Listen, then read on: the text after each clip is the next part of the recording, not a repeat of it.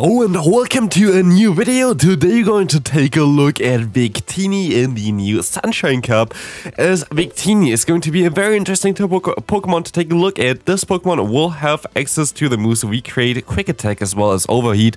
You can also use Psychic, which might be very interesting for Pokemon like the opponent's Pokemon here, the Swampert, which then most likely would get nearly one-shot actually from this Pokemon. Victini is a very attack-weighted Pokemon. It's a very offensive Pokemon, does a ton of damage, cannot take too many hits, but still can take just enough hits basically to still do quite a decent job there. As we're going to encounter here now an opponent with their Piloswine. We're going to have our Magcargo again, which you also saw already on the last video if you saw that one. And we're going to have now a very interesting matchup here, as the opponent going to let this Overheat go through. Magcargo going to do a ton of damage, and we will be able to farm them all the way down now with our Tropius. We can take this move here pretty easily. And now it's only the Piloswine left. And Tropius going to have access, of course, to Leaf Blade, which is going to do a ton of damage. Super effective, very strong stab move here coming through, and it's going to be enough to knock out the opponent. This team worked out amazing for me. I went up around 200 points with the team, and I literally had so much fun with this one here as well. Yeah, not really the ideal swap. I didn't expect my opponent to swap out here, and I think I kind of misplay this one here as well. We're going to see that Noctowl having access to Shadow Ball, of course, can be a little bit tricky, but we will be able to definitely get back the shield here if we wanted to. They're going to let this move go through here as well, we're going to shield this move up here as well, and we're going to be able to go for the Overheat, which does a little bit more damage. I should have shielded this move up, to be fair. I'm pretty sure they're going to have another flyer in the back, so going to my Magcargo now can be a little bit tricky, as of course it's still going to have the Stunfisk here. I'm going to try to go for the extra fast move, which allows me to actually now get a free Incinerate through, which is amazing. I have now so much energy left. I will be able to go for the bait here first, which is going to get the debuff onto the opponent, and I'm still going to be able to go for the Overheat afterwards, but they can still go for one Rock Slide here. I still expect them to have their grass type, like a flying type in the back, so I'm going to be able to go up for a little bit higher here in terms of my energy. Go for the Overheat, knock them out, and of course they're going to have the Pidgeot in the back here. You're going to go straight for the debuffing move, because I feel like I can now survive a charge move from them here onto my Tropius. They have to go for the Feather Dance here, but they go for the Brave Bird. I easily survive it because of my nice bulk plus the debuff from our Magcargo, and we will be able to knock them out now with one more Leaf Blade and a win in this game.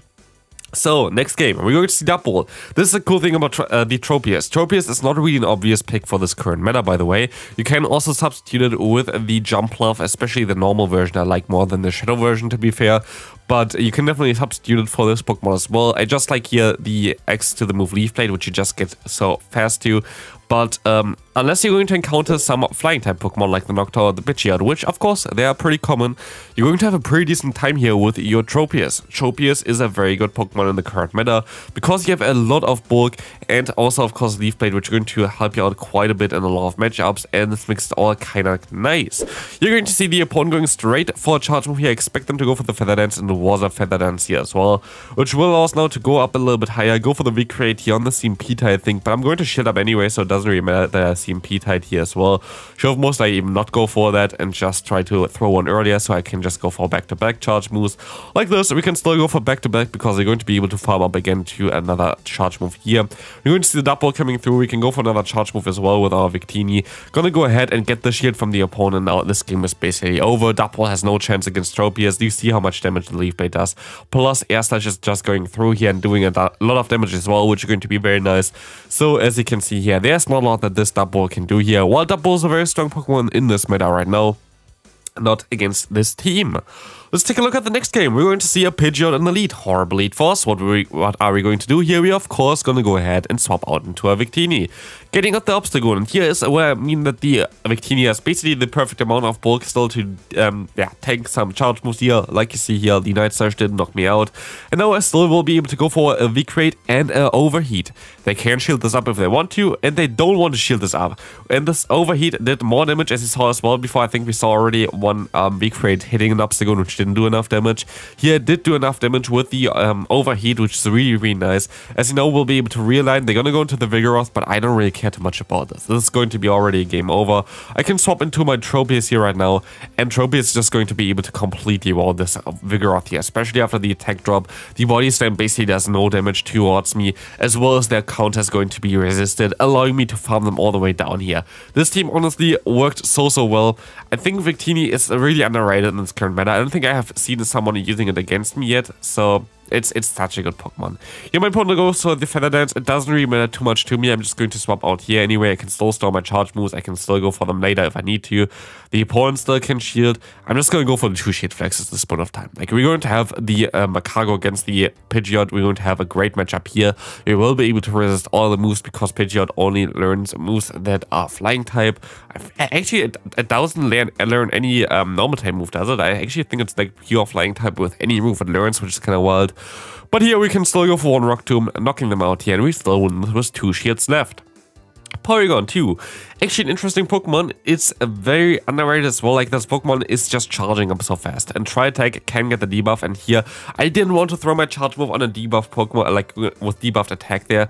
So I will go ahead, swap into my Victinians in the ABB line anyway. And we're gonna get out the Oranguru. This is okay here for us. They're going to have access to the move Foul Play. I can do 2 things here. Either I take the shield, or I'm going to shield this up and try to go for another charge move to knock them out. I'm going to just take this shield, try to farm them all the way down with my Tropius here.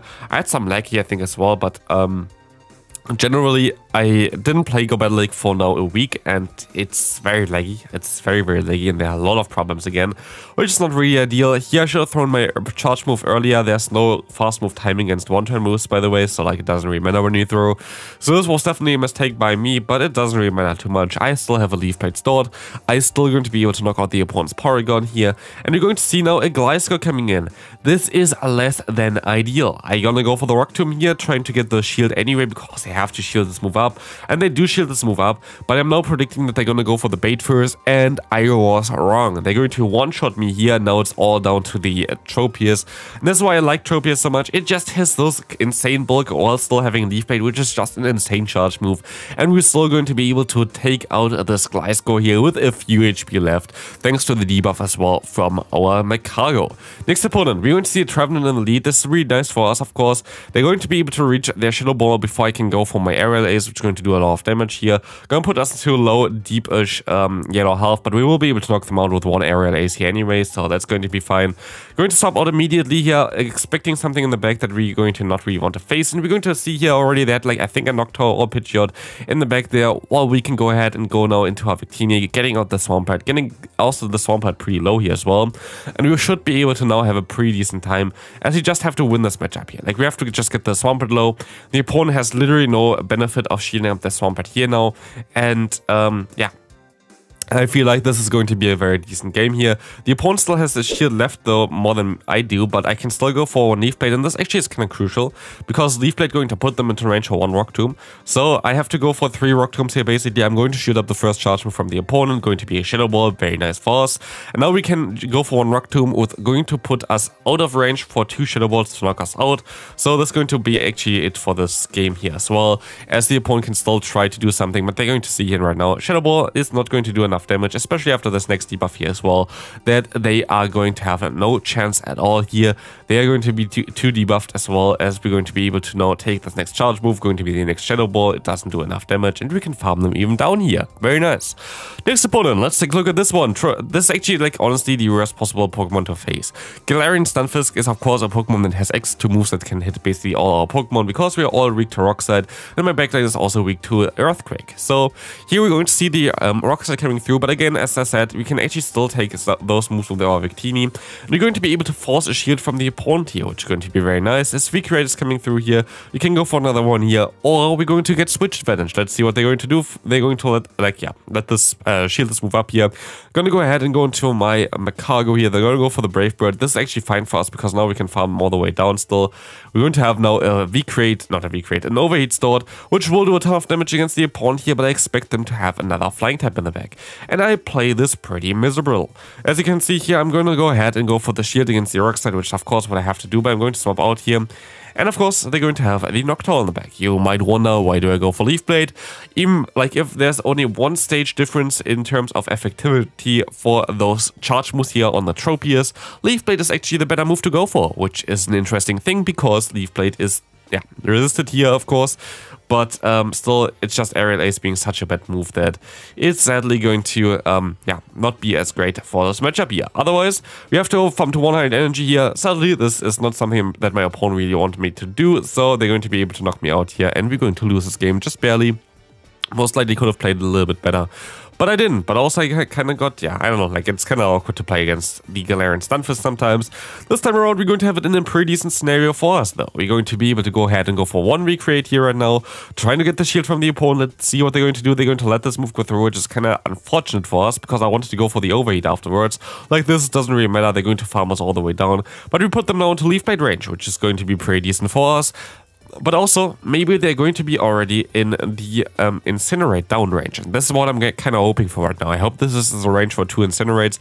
That's exactly what we're going to try to do here. And we're going to be able to farm them all the way down here, allowing us to keep some energy on both our Magcargo as well as our Tropius, while having a shield advantage. In comes a Pidgeot. And this is going to be amazing. Nobody really expects Magcargo too much in this current meta right now, as you're going to be able to now go ahead, let this Feather Dance go through. We can go for our own Rock Tomb. We're going to get this Pokemon pretty low here as well, as are we going to get the double debuff on the opponent's attack already.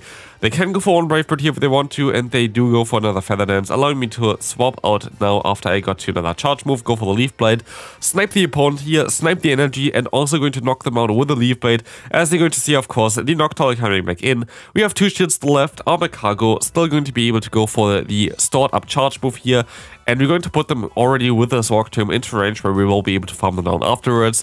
Actually, I think that an overheat does more damage than a Rock Tomb in this range, but I'm not sure about this, but of course I don't want to get debuffed. But like this, of course, my opponent's still going to waste some time here trying to go for some charge moves, but we will be able to farm them all the way down here, as this next Incinerate going to be enough. Good game there. Next opponent, we're going to see a Vigoroth in the lead. This is going to be amazing for us, as we're going to be able to resist the counter. Of course, Body Slam going to do some pretty decent damage against us, but we're still going to do some decent damage against them as well with our fast move as well as Leaf Blade. You see here some lag again, but this really helped the opponent out to catch the move here, which is kind of sad, but it doesn't really matter too much, as we can go ahead and go for the Rock Tomb here.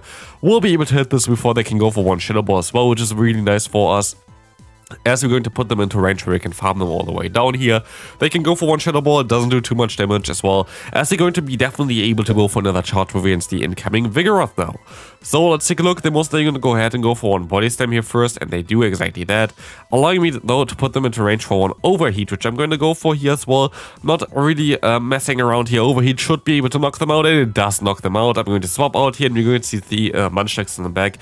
Don't really know about Munchlax, to be fair. Like, Munchlax doesn't really seem to have that much to appeal to me, at least for this current meta here right now, because like this Pokemon has some decent-ish coverage, but I feel like why not use Miltank? Like, Miltank has access to Ice Beam, which is going to be way better against something like the something like the Noctowl, something like the Pidgeot, something like the Tropius, while you have like its best coverage move here, I guess, Bulldoze for the Fire-type Pokemon that I have on my team but nobody else plays, or Gangshot, which is only really good against Tropius, so don't really sure why you would really want to run Munchlax right now in this current meta. Of course, it's a funny Pokemon to take a look at, but it is not really, like, there's just better ones. You see how laggy it is against this Whimsicott. I have a very good answer against this Whimsicott, so I'm going to swap out here, and we're going to get out a Greedent here.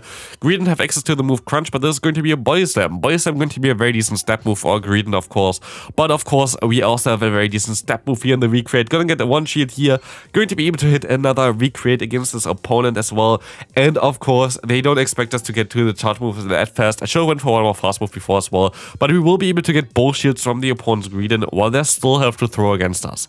So we're in a really good spot right now. As we're going to be able to go into our Magcargo right now, we will see that the opponent is going for another Body Slam. I don't know why they don't go for the Crunch here right now, but I will be able to take those charge moves pretty easily here. They're going to go for the Crunch now, so they had Crunch the entire time, but I don't know why they didn't go for this one.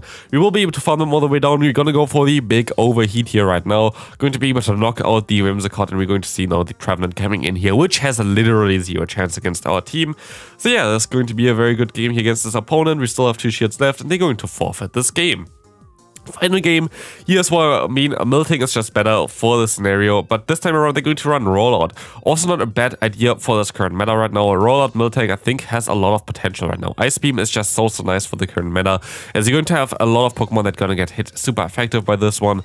Don't think Thunderbolt really helps you out a little bit more there. I think Ice Beam is definitely the way to go. Here we're going to see a fellow Flyer Grass-type Pokemon friend here, but they're going to run Aerial Ace, which actually I feel like is kind of surprising, of course, but can work out pretty well because Aerial Ace is the fastest move the Jump Off can get to, because Acrobatics I think takes 55 energy, while Energy Ball takes 50 energy, while this move takes 45 energy, which you're going to get one fast move faster than most of the other ones. So like it's going to be definitely an interesting play to go for the Aerial Ace here. Of course you do less damage with it, but also in calculations the difference is not that big, because you can just like, you see how much work basically this Pokemon put in here.